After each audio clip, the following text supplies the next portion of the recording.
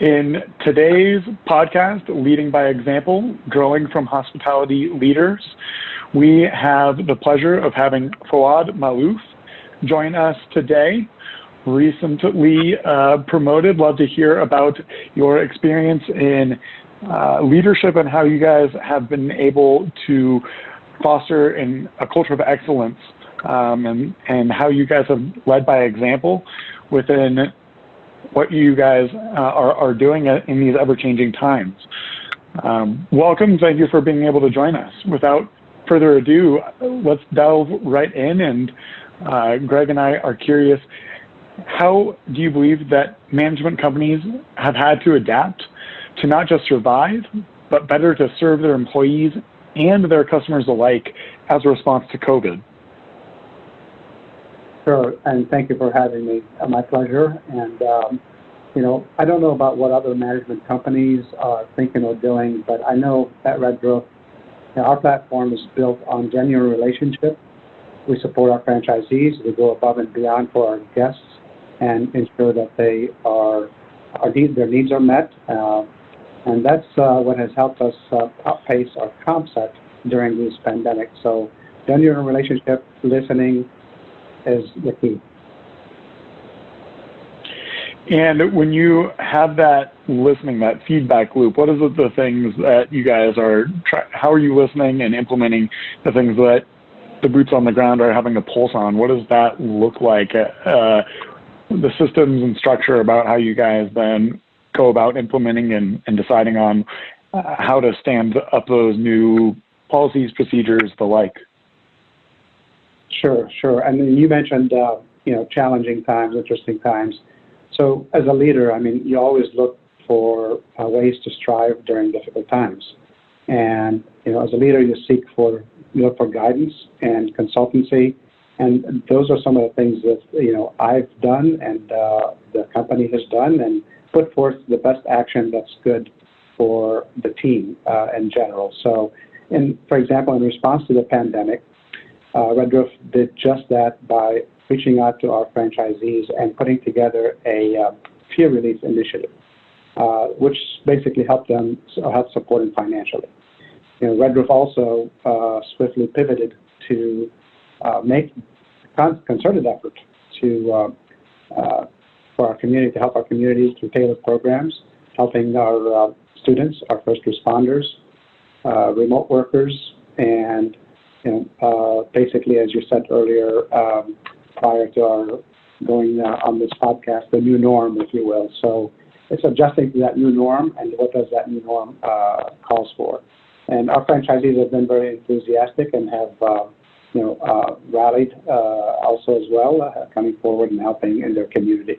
So it's a concentrated effort in knowing and looking at what's taking place and how can you evolve and address the challenges that are facing. But listening is a key, and understanding what's needed by your customers or for your customers and reacting to that. And if you wouldn't mind being so vulnerable to share, what are some of those biggest challenges that you've had to confront or perhaps are still navigating right now? What are those, and how are you guys finding your way through them as a leadership team? So, as you have seen and read, the challenges have been, emphasis on safety and cleanliness, enhanced cleaning program, and just like many other hotels, industries, and many other companies have done, we put forth the guidance with the CDS, and we asked for the local community for guidance on if there's any specific outside of the CDS requirements. So pretty much emphasis on cleanliness and ensuring that everything that again, I use the term the new norm. I'll give you an example. So when you would go to a hotel room, all these amenities were present, breakfast, etc. Today, it's a completely different story. You're walking into a hotel room and those amenities that you were used to are no longer there. So how are we compensating for that, and how is the challenge? And so those are the ways that we look for in addressing those challenges, and we have looked at what each community is doing and what we can support, and that's pretty much that's been the challenge, is the emphasis on cleanliness. Now, it doesn't have to be within cleanliness, but it certainly could. If there were one area in which Red Roof is particularly proud about how you've handled these difficult times, that you would want to be able to share that knowledge, that perspective, that insight with other hotels and organizations in the area, what would that be? What is it that you could share that they could learn from, that you guys feel you've gone above and beyond through all of this? Sure. As I mentioned earlier, the biggest thing that we did is put together a fee relief initiative to support our franchisees financially. And then with that, we looked at what can we do to help the community. And I mentioned students.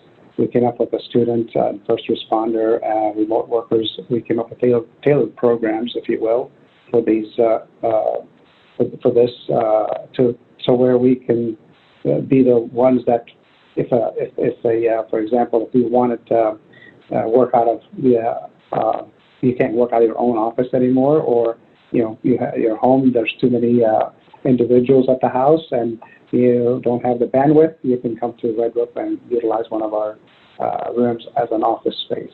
So those are some examples of where, again, helping out our franchise communities by the fee relief and reaching out to our community with the students and first responders and remote workers, and offering them an opportunity to utilize our hotels for their needs. I love that initiative and really putting yourself as a part of the community locally. What has the response been? What have you guys heard or seen from the community, and how have they used it? Wonderful. Our first responders, they're extremely pleased to know that we're there for them. We have offered rooms and as many as the full hotel has been utilized. Students have received that initiative, and individuals that want to work out of the office have said thank you for allowing us to use a day. I don't want to stay the night at the hotel. I just need an office space, and so we had to go with that as an alternative. So you're not required to stay the night. You can come in and use the office space. That's very cool. Eric, I commend that. Eric, I've got to jump in here for a second, and Foud, as you look at your own experiences before and during your days at Red Roof, just give us a snapshot of how you've grown as a man in a leadership position. And you've mentioned some of the challenges that your company, Red Roof, has overcome, but we'd really like the listeners to hear more how you have grown into a leader, and what have you done most recently to really lean into your own leadership style. Sure, absolutely. I've been with Red Roof since 1982, and this company reflects who I am as a person in terms of their compassion for others, their empathy for their employees, their transparency, their resilience. Those characteristics reflect who I am as a person, and which is why Red Roof has been a great fit for me for over 3 decades. I truly believe that transparency, empathy, and compassion, having a forward vision is how I believe when you look at what makes a leader from a good leader to a great leader. Those are 3 traits that I would say, especially today: transparency, empathy, and compassion, that I've relied on heavily. For Red Roof, having consumer acumen is at the top of the list that are the most important to us. We want to hear what our guests have to say, and we can fulfill their needs, wants, and desires. And I believe that a great industry leader does that and does it. So, the other thing mentioned, Greg, you talk. You yourself use words as courageous conversations, alignment, integrity, accountability. These are all familiar words to many of us, and if they're not, I would urge leaders to research those words. But that's you asked how I've grown professionally. Again, having those traits and honing in on those traits has helped me a great deal. So 38 years. I don't know many people that have been with one organization that long. Again, congratulations. And I've only been involved with Red Roof and you and the other leaders on the team for 3.5 years. And I guess what I'd ask a little deeper is how have you seen you and your team grow collectively beyond words? Why don't you give the listeners some examples of what you guys have really done to come together to own and become stronger leaders? And then, as Eric said, the new norm, sure. But regardless, what skills and attributes have you really leaned on recently to make sure you guys can get through this issue we're in? Sure. I use words such as transparency, empathy, and compassion. Elevating the team is key. Trust and understanding. Again, there's accountability even during these times. Sure. So for me, when you say 38 years, honestly, it doesn't feel that long because if you love what you do and you do it with passion, you don't feel like you're stagnant, if you will. You don't feel like your time is not moving or is staying still. So everything is all about the energy, about the excitement, it's about team building, it's about trusting your team, it's about integrity and alignment. I've learned that. Yeah. From working with you, Greg, alignment. And if we don't have that alignment and we're not all heading in the same direction, we're always going to be in turmoil, whether there's a pandemic or not. Let me ask one more question, Eric, before I turn it back over to you. When you say alignment, again try and share with us some key examples of how you've made sure you are in alignment with not only your leadership team but those that follow you. Foud, what are some of the things that you do to kind of check alignment, if you will? Sure. Clear vision, understanding that your team understands what the goal is and understands the way that the steps that were taken to achieve that goal, and we hold one another accountable to ensure that we are at the level and at the point where we need to be in order to achieve our goals. So a clear vision and understanding and ensuring that there's support. So that's the best way I can explain that. Yeah, and one thing I know you're not mentioning that you do very well is you communicate, and none of what you said, vision, understanding, common goals, holding each other accountable and self-accountable, doesn't happen with some real powerful communication. I won't delve into it this morning, but just for benefit of the listeners, that Foud and his team do a fantastic job in asking questions, initiating the difficult conversations, having the courageous conversations. So everything he just mentioned comes together, because without that, I care enough to ask questions, I'm good enough at listening, the communication is critical, and especially now. So again, I just want to say thank you, Foud, for being with Eric and I this morning, and I'll turn it over to you, Eric. Yeah, I love that you elaborated on that, Greg. I'd be curious if you wouldn't mind sharing, how has that dynamic changed as some of your staff has had to be more remote, with traveling not being as easy or convenient, still when necessary, but for, I imagine, the leadership team and the franchisees, it's not happening to the same degree it was formerly. How have you guys had to adapt and pivot with webinars and conference calls and the like to continue to have that standard of communication and excellence? How are you guys going about that today? Sure. There's nothing that replaces the face-to-face and handshake, but technology is great, and technology has allowed us to do exactly what we're doing right here. So we have engaged with our franchisees in this fashion. We are holding more video conferencing, and we are ensuring that needs are met through video conferencing. So that's been the simplest or the best way to stay connected, and that's really what helped us. We can thank technology for that.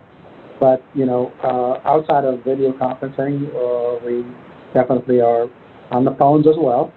So we're fielding questions, we're answering questions, and that's helped us keep our connection with our franchisees.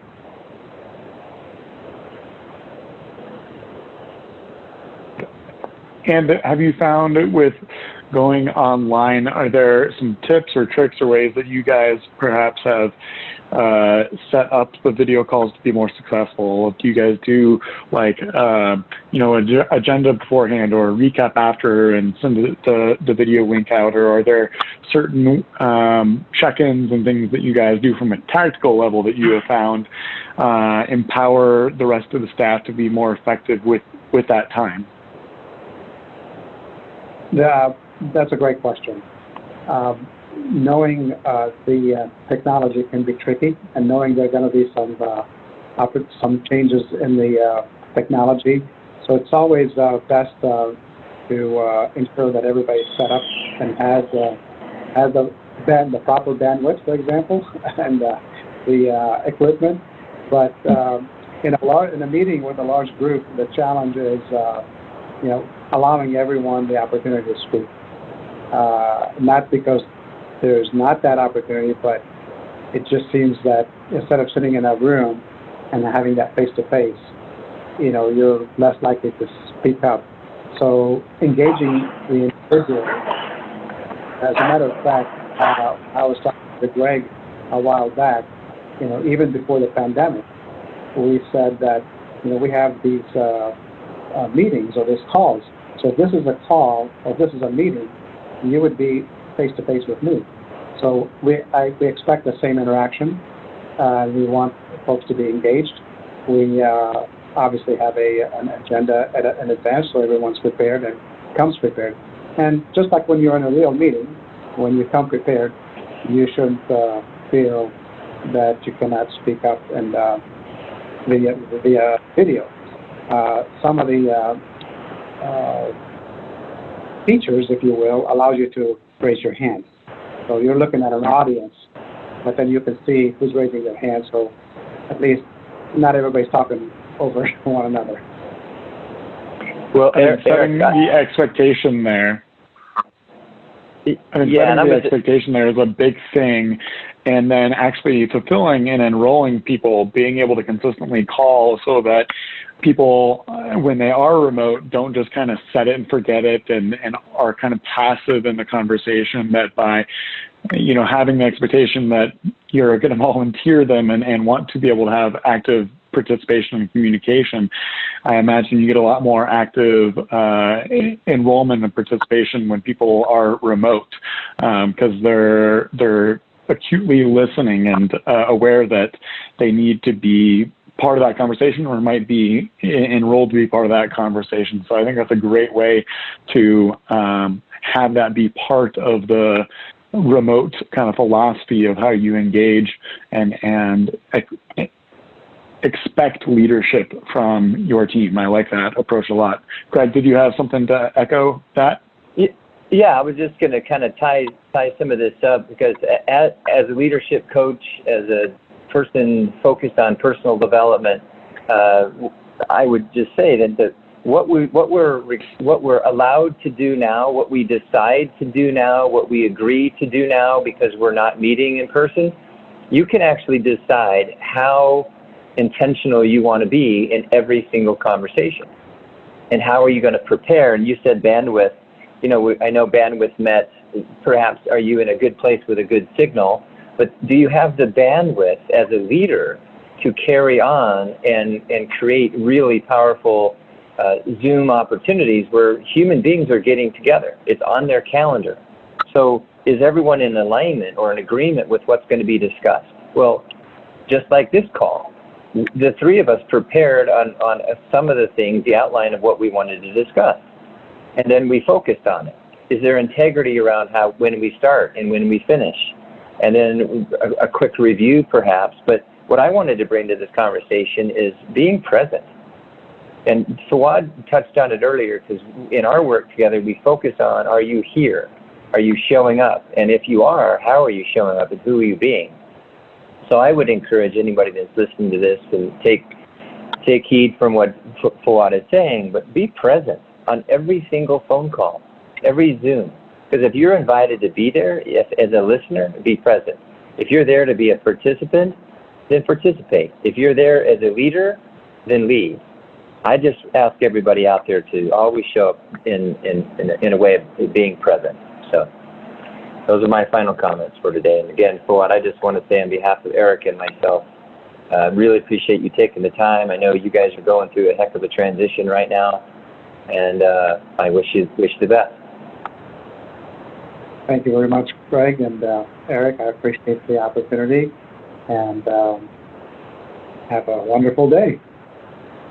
Thank you, and thank you and Red Roof for continuing to lead by example and show the rest of the industry how it should be done. We appreciate your time and encourage our audience to continue to listen to our podcast as well as our Wheels Up series through the International Tourism Resource Network. You can go to ITRN.global for more information and resources about how to accelerate and advance your business.